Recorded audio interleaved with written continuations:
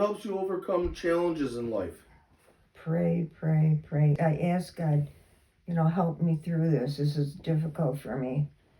George helps me, that's for sure. He gives me strength and encouragement. How did joining the Knights and Ladies of the Holy Sepulchre shape your faith? So it's called Papal Knights and Ladies.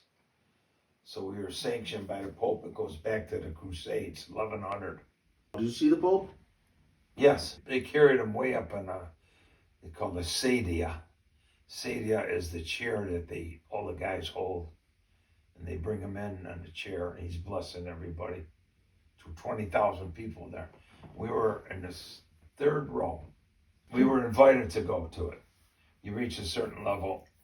And so what we do, even till today, we have dues we pay. They're called sustaining membership of, we support the Cathedral of the Holy Sepulchre. They have a chapel where actually Jesus was buried.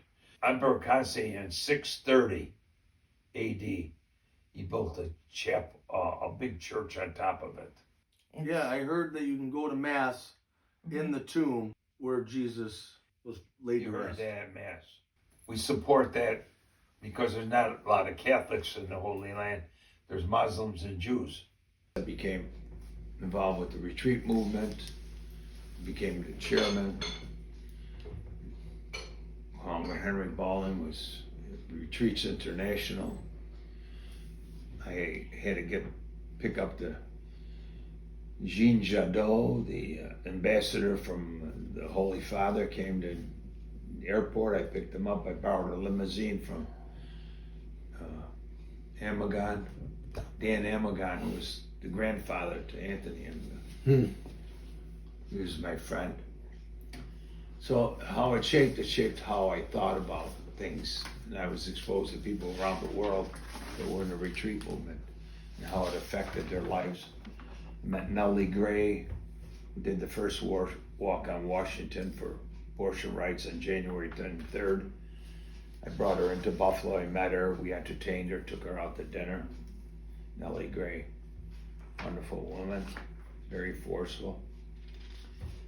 We became friends with the media. Courier Express, they ran certain articles with me and on different things. Kay Lyons was a Marine sergeant. She was very forceful, became good friends with us. She was writing for various papers and news outlets. I met Father O'Reilly through the retreat movement. Holy Name, I was with Carl, guys that I was brought into the lay council. It'd be all the money men in Buffalo who advised the bishop on different things to do. So I met guys, Stevens Ford, a tremendous guy. Martin Jacoby had a big men's store downtown. Donnie Burns' father, who had a big store, Burns Brothers store downtown.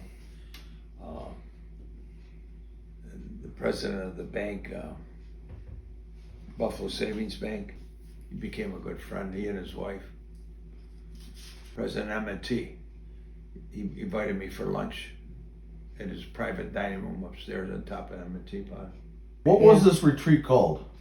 St. Columban Retreat League, Retreats International, St. Ignatius House. We had 4 or 5 of them in Buffalo. We had the Women's House on Delaware, next to Ahern High School.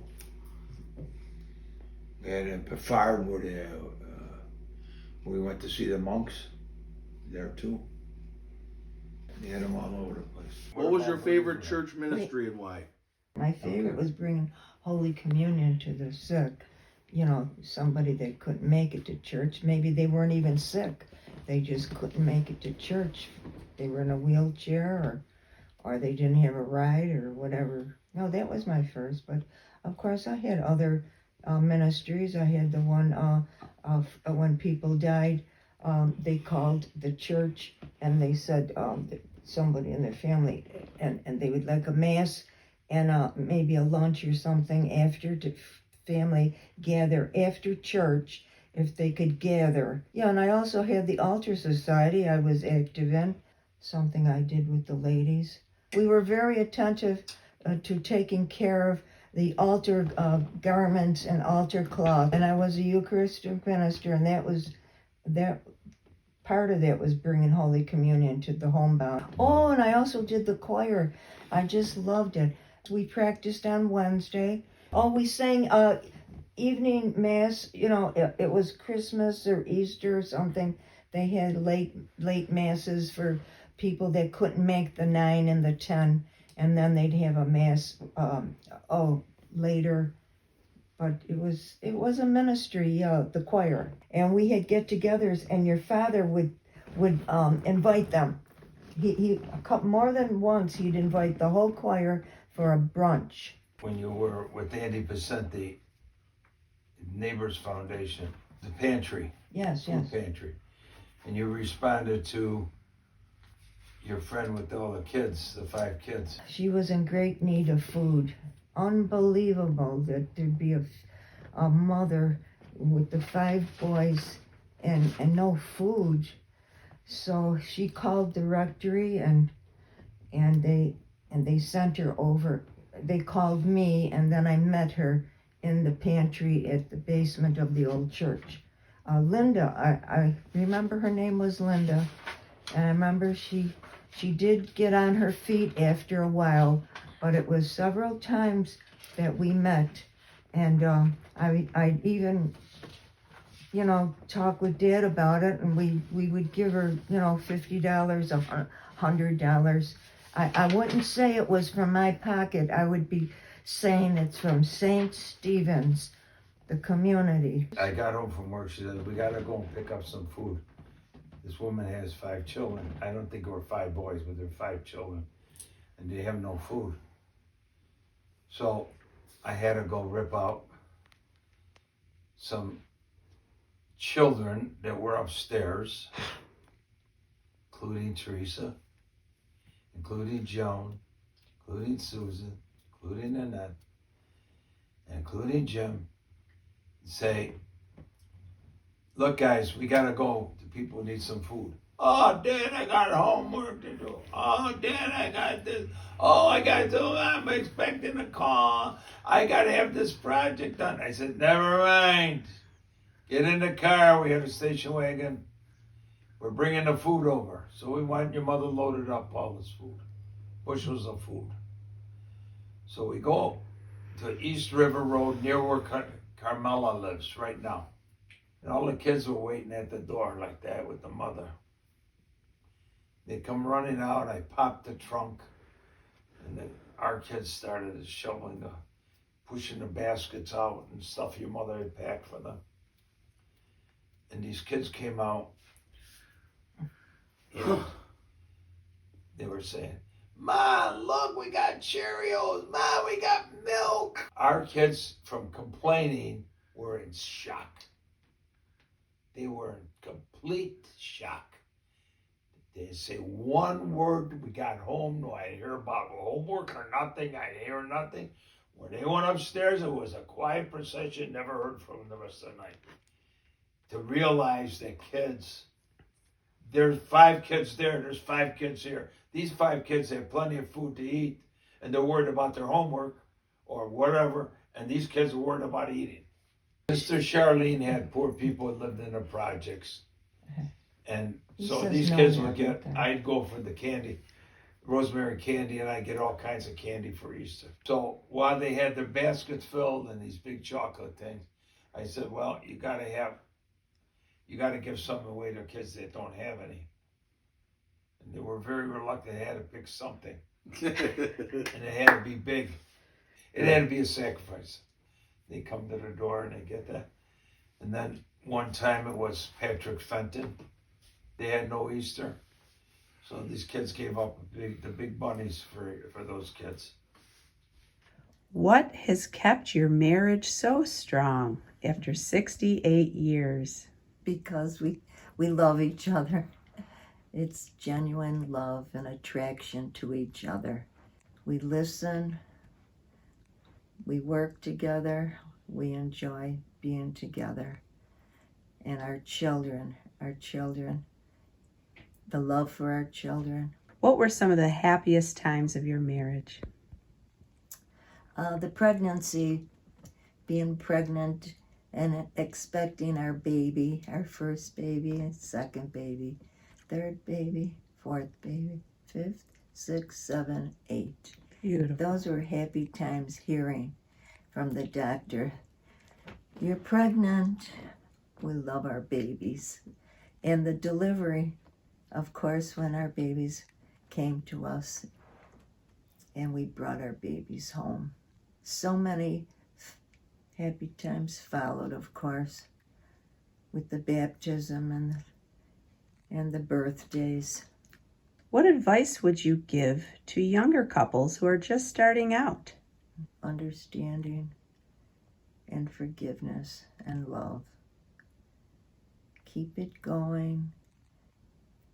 With your love will grow stronger by understanding and love and forgiving those little things that aren't going your way. What have been your biggest life lessons? Learning by mistakes and error. Things that you say, well, I could have, I should have. Continue on with forgiveness and love. What makes you most proud of your children and grandchildren? They continue to make me proud every day. All their successes in school and their successes at work. Continue every day to see how they're growing in love and success. Just knowing that they're learning and they're loving. Just wonderful just to be with them. Their hugs that they give us and their smiling faces. Just so proud of our children and grandchildren. What traditions do you hope will continue as the future generations go on? First would be praying together, going to Mass on Sunday, encouraging them, show them by example to pray together. And all our traditions of Easter, Thanksgiving, and Christmas. So many times that we show to share meals together and join together for birthdays. And just the togetherness, be together, laugh together, play together, showing by example. What do you hope that we'll remember about you?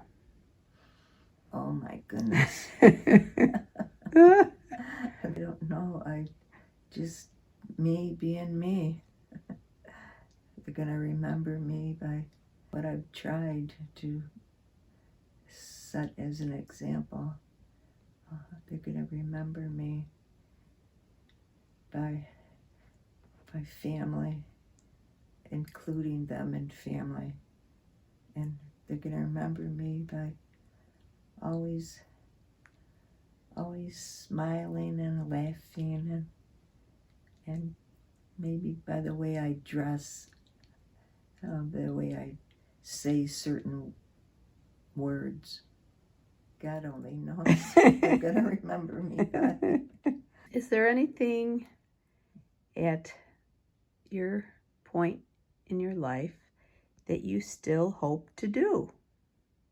Well, I hope to get around on my scooter. That's a big hope that I could continue to go and be together.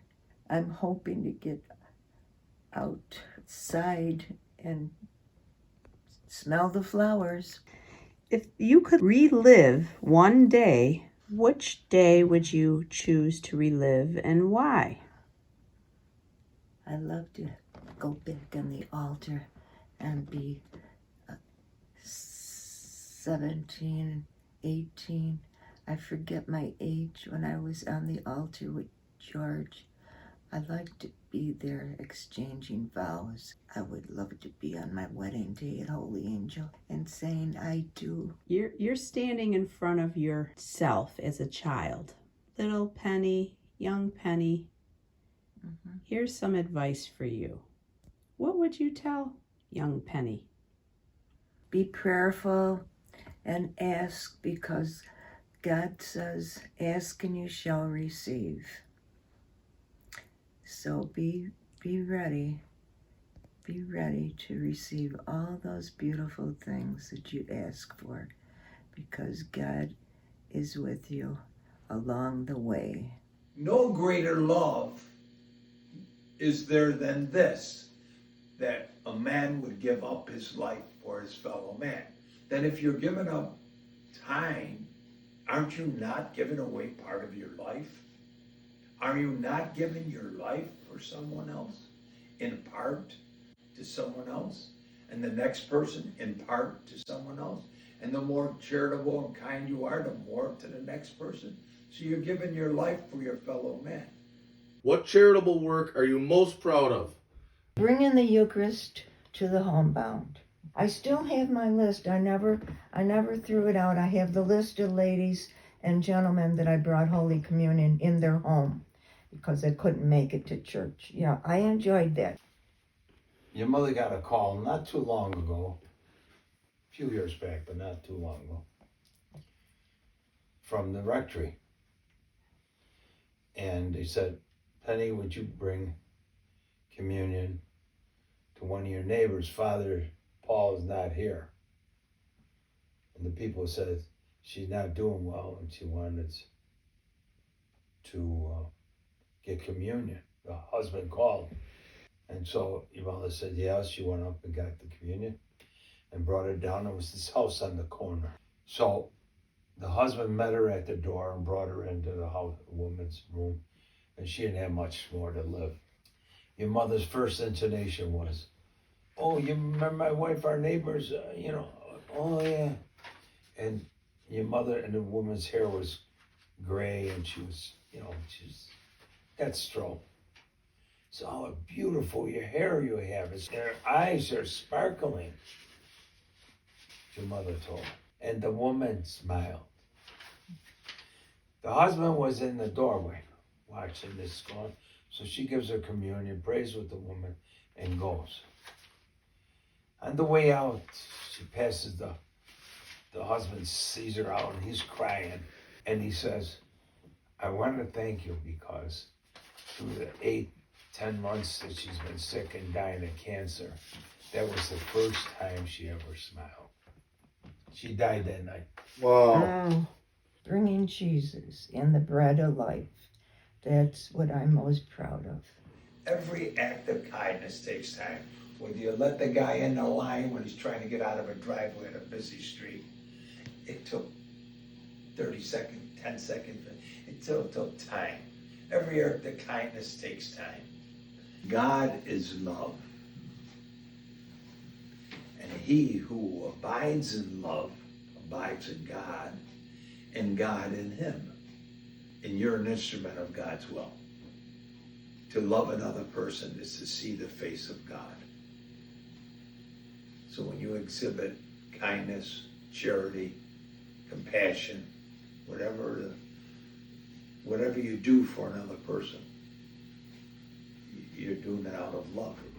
I was blessed to live my early life among saints. And sinners. And because I had the comparison, I was able to make my decisions what I wanted to do. Dad always says, the greatest gift I know is that I was able to know my grandchildren as adults, to see how they develop as people. Relationship at times, I guess best to be defined as absence makes the heart grow fonder. We wouldn't see each other off. Everybody was out busy their lives, careers, and doing things. But still we had special times to gather and pass a family meal around the table to serve yourself. Never a buffet. We never had a buffet. We'd pass big dishes around and you helped yourself. You want to slobber on potatoes, you got a lot of potatoes. You wanted more bread, you helped yourself to more bread. The true family style. Sharing and caring. It made those times even more precious. How we kept together was never moving away from somebody, never estranging yourself with a person. You always have them close to your heart, and those moments that you did share a meal or you did get together or somebody's birthday party or a wedding or something, the children always came to the weddings. There were no adult weddings. Children always came to the wedding. It was a different time where values were pretty well anchored. What message would you like to give future generations? Love. Love your family and be there for them. Enjoy the outdoors and watch the birds come in on the branches and enjoy all those things of nature. And keep close to your family, especially keep close and love your family.